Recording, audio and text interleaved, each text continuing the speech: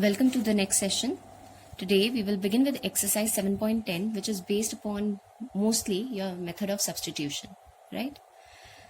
Now question number 1, we have 0 to 1 x upon x square plus 1. So we need to find it out by substitution. So what if I take x square plus 1 as t? So I have 2x dx is equal to dt, right? Or simply x dx is equal to dt upon 2, right? Remember students, in case of substitution, first of all we'll calculate the answer, right, in terms of x, and then we will apply these limits. Reason being, these limits are for x, not for t, right? If you have to find out the answer in t, then you have to convert the limits also for t. For example, if you want to convert these limits for t, so you need to take x as 0, that is when the lower limit is 0, your value of t is 1. So in that case, the limits would change if you have to calculate your answer in terms of t. But the best way to do it is carry on with the substitution, right? Replace t with x again and then apply these particular limits, right? So if I go with the integration, simple, x dx is dt upon 2, and this is 1 upon t, right? So we have 1 upon 2 log of x square plus 1, right?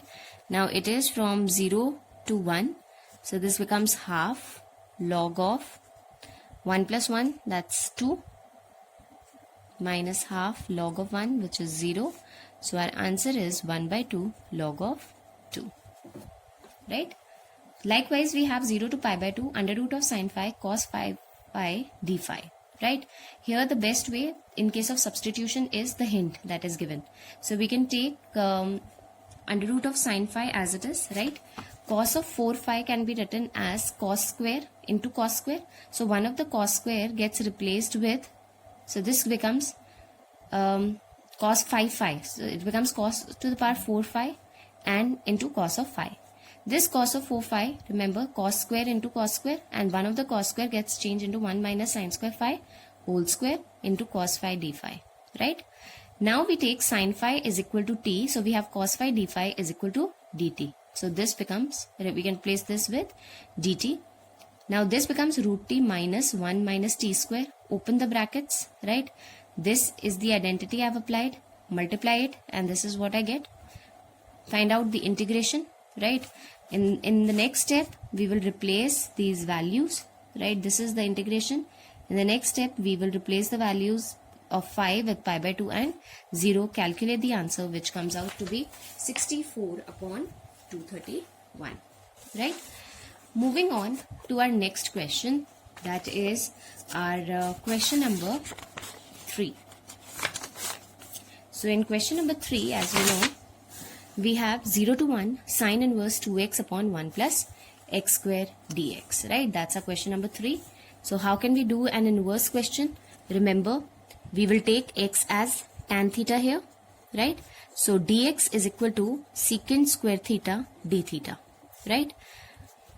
So let us do the integration simple. So this is sine inverse 2 tan theta upon 1 plus tan square theta into secant square theta d theta, right? Now remember, sine inverse 2 tan theta upon 1 plus tan square theta is equal to 2 sine theta cos theta, or it will be sine 2 theta.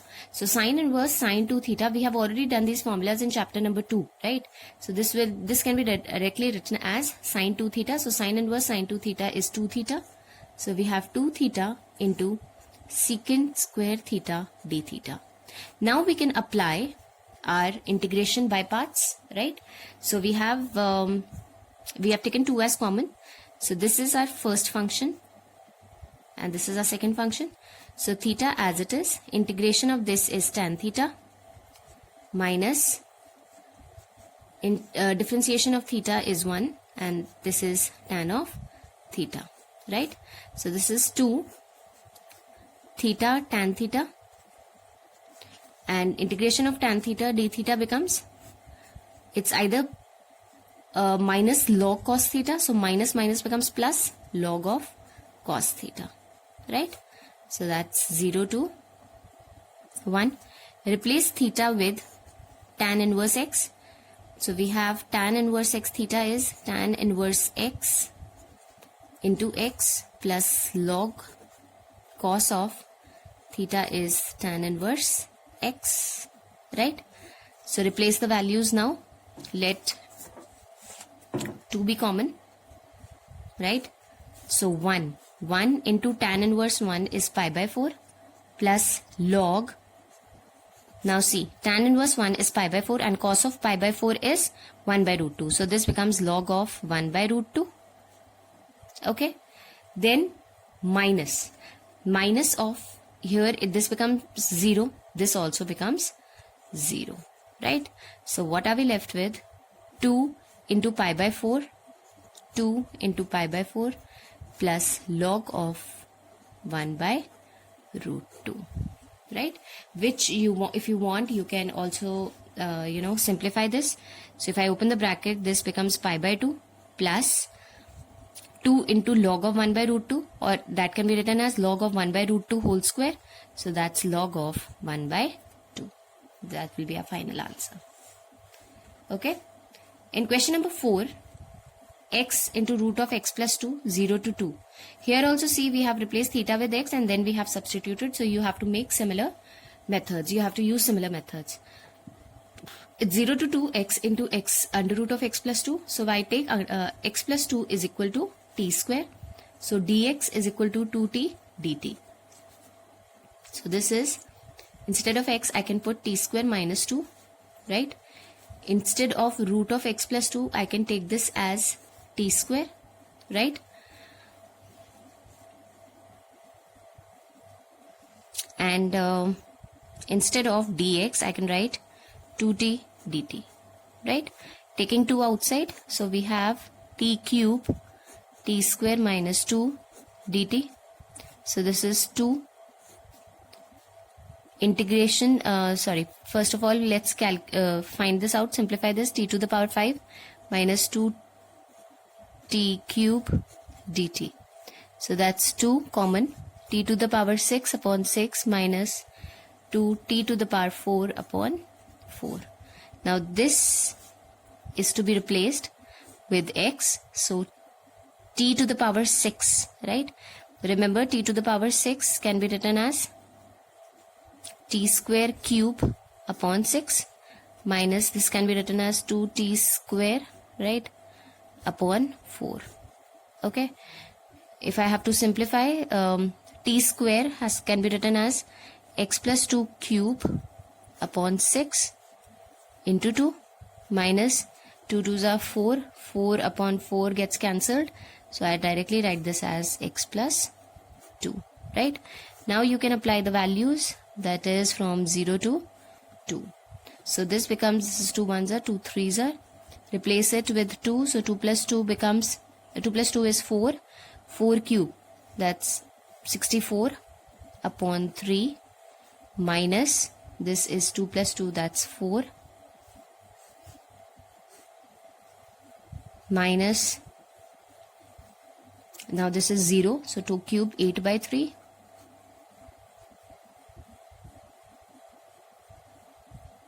minus 2, right? So we have 64 by 3 minus 8 by 3, and 64 minus 8 will become 56 upon 3 minus 4 plus 2, that's minus 2. So we have 56 minus 6, that's 50 upon 3 as our answer. I hope that's clear, students. Moving on to question number 5, right? We have question number 5 as sin x upon 1 plus cos square x, right? So again we can apply the substitution over here. Remember, substitution would be simply I can take cos x as t, right? So minus of sin x dx is equal to dt here. So if I apply the integration sin x dx, instead I can write minus dt, taking minus outside, upon 1 plus t square, right? So this is minus tan inverse t, which can be written as minus tan inverse t is cos x. Now this is from 0 to pi by 2. Replace the values. So we can take minus common still. So we have tan inverse cos of pi by 2, which is tan inverse 0. Right? Minus. Then we have tan inverse cos of 0. Cos of 0 is 1. Right? So tan inverse 1 will be pi by 4. Right? Now minus tan inverse 0. This will be 0. Okay. For 0 degree, value of tan is 0. Minus pi by 4. So this value becomes pi by 4. I hope that's clear. Likewise, we can move on to question number 6. Right? Question number 6, as you all know, can be done by completing the square method, or if you are able to find out the direct factors of this, you can apply the partial fraction also. Right? So here we go with question number 6.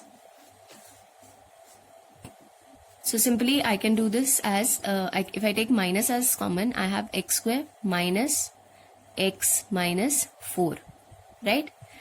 So probably we'll apply completing the square method over here and convert it into one of the formulas. So this is x square. Coefficient of x is minus 1. Reduce minus 1 with half, so that becomes minus 1 by 2. So minus 1 by 2, square it. So it becomes 1 by 4, and minus 1 by 4 at the same time you will subtract. So this is x square minus x plus 1 by 4. If I combine together, this becomes x minus 1 by 2 whole square minus 4 minus 1 by 4. That is minus of 17 upon 4. Right?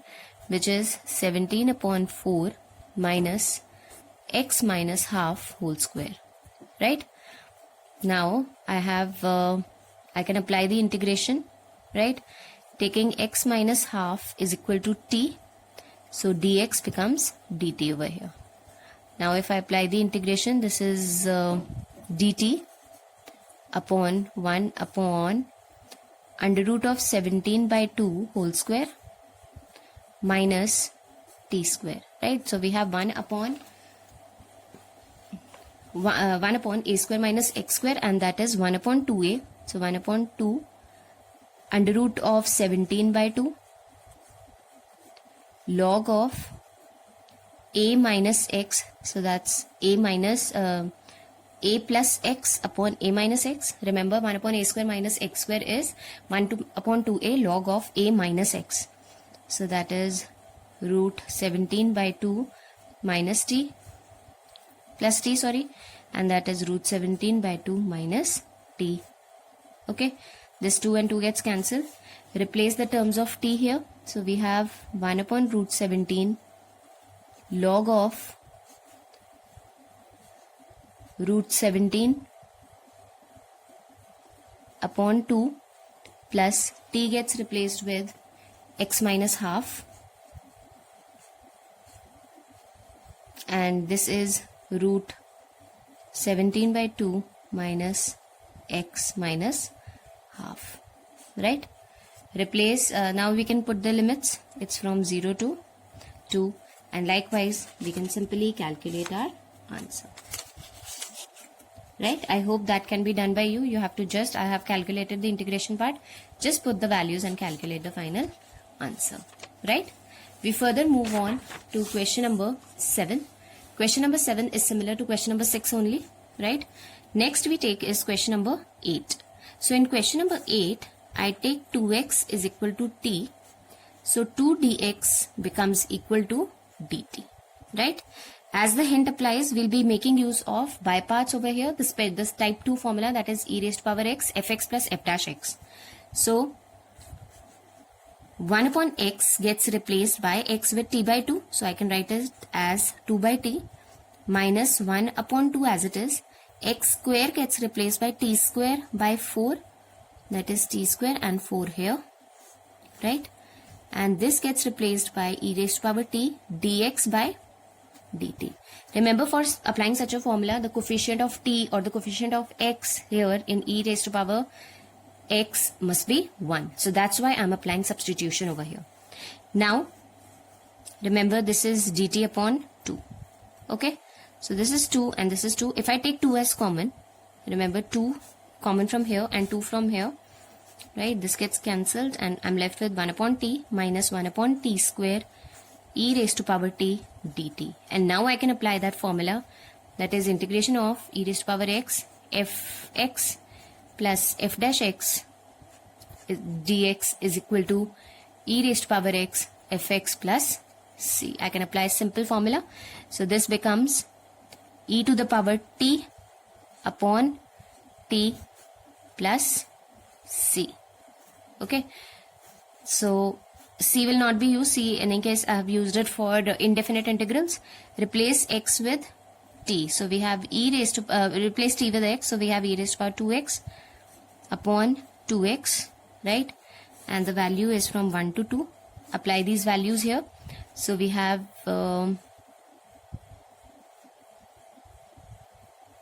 e raised to power 4x upon 4. Sorry, this will be 4, not 4x, minus e raised to power 2 upon 2, right? So I can take e square by 2 common. Taking e square upon 2 common, so this is e square upon 2 minus 1 as my final answer, right? Let's continue with question number 9 of exercise 7.10. We have this particular form. Here, we will be taking first of all x as common, right? So we have 1 minus x square to the power 1 by 3 upon x to the power 4 dx, right? In this, remember, in this substitution, we'll be directly changing the limits also, because otherwise at the end we'll get a very complicated answer, right? So if I take x as sine theta, right? So dx is equal to cos theta d theta. Remember, our limits also will change likewise, right? For x equal to 1 by 3, theta becomes sine inverse 1 by 3. If I take x as 1 by 3, so theta is sine inverse x by 3. I'm changing the limits, right? And if x is equal to 1, remember, theta will be sine inverse 1, which is pi by 2. So let me change these limits as sine inverse 1 by 3 and this as pi by 2, right? Let's substitute. So instead of x, I can write sine theta. Instead of this, I can write 1 minus sine square, that is cos square theta, right? Whole to the power 1 by 3. This also becomes sine 4 theta. And instead of dx, I have cos theta d theta, right? So I have sine inverse 1 by 3. This is pi by 2. Sine 1 by 3 theta, right? And cos 2 by 3 theta. So what I can do is I can combine this. I can write this as sine 1 by 3 theta, combine cos 2 by 3 theta and cos of theta, and write this as sine square theta into sine square theta, right? So this is sine inverse 1 by 3. This is pi by 2. Now sine 1 by 3 theta, if I bring this down, so this becomes 2 minus 1 by 3, that is 5 by 3, right? And combine these two, so this becomes cos of 5 by 3 theta. This becomes sine of 5 by 3 theta. And remember, we are left with 1 upon sine square theta, which can be written as cosecant square theta d theta. Here I can write this as cot 5 by 3 theta and this as cosecant square theta d theta. Let the limits be sine inverse 1 by 3 and this be pi by 2. Now I can take cot theta is equal to t. So I know that it is minus cosecant square theta d theta is equal to dt. Remember, likewise my limits will also change, right? So for theta if theta is pi by 2, so t is cot of pi by 2, that is t is equal to 0. And if theta is equal to sine inverse 1 by 3, remember cot theta would be cot sine inverse 1 by 3, right? That will be our t. And cot sine inverse 1 by 3, if I want, I can take that triangle and solve this out, right? So this is theta. Sine 1 by 3, that is perpendicular upon hypotenuse, so that's 1 and that's 3, right? So this base becomes 2 root 2. Okay, so cot, I can write this sine inverse in terms of cot also. So sine inverse 1 by 3, remember, sine inverse 1 by 3 will be equivalent to cot inverse. What will be cot inverse here? That's base upon perpendicular, so that's 2 root 2. So cot inverse 2 root 2 will be 2 root 2. So I can simply write this as 2 root 2. Writing sine inverse 1 by 3 as 2 root 2. Cot inverse 2 root 2 upon 1. So that is, I take the lower limit as 2 root 2 and this as 0. Minus sign is already there, right? T to the power 5 by 3 dt. Now we'll be taking the integration that will be similar to this, right? Putting the values minus 3 by 8, right? This is 0 minus 2 root 2 to the power 8 by 3. We have already converted all the limits, so we can actually put these limits now. Now 2 root 2, right? I can write this as, if I take it under the square root sign, this will be minus root 8 to the power 8 by 3, right? Which is also written as, so this is 3 by 8 minus, and this minus becomes plus. So we have 3 by 8. This can be written as 8 to the power 1 by 2 into 8 by 3. So this is 3 by 8. This becomes 8 to the power 4 upon 3, right?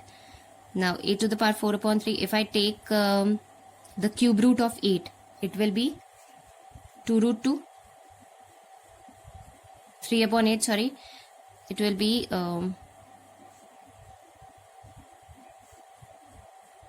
2, right? Cube root of 8 will be 2, 2 to the power 4 will give me 16. So 3 by 8 into 16, 8 twos are, so 2 into 3 would be 6 would be the answer. So option A is the correct option for this, right?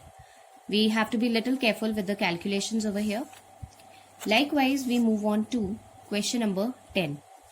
If we have fx equal to 0 to x t sin t dt, fx will be found out. That is, fx is the integral of this particular function. So it can be found out by parts. So it's minus x cos of x plus sin x. We need to find out f dash x. So simply we have to differentiate applying the product rule, right?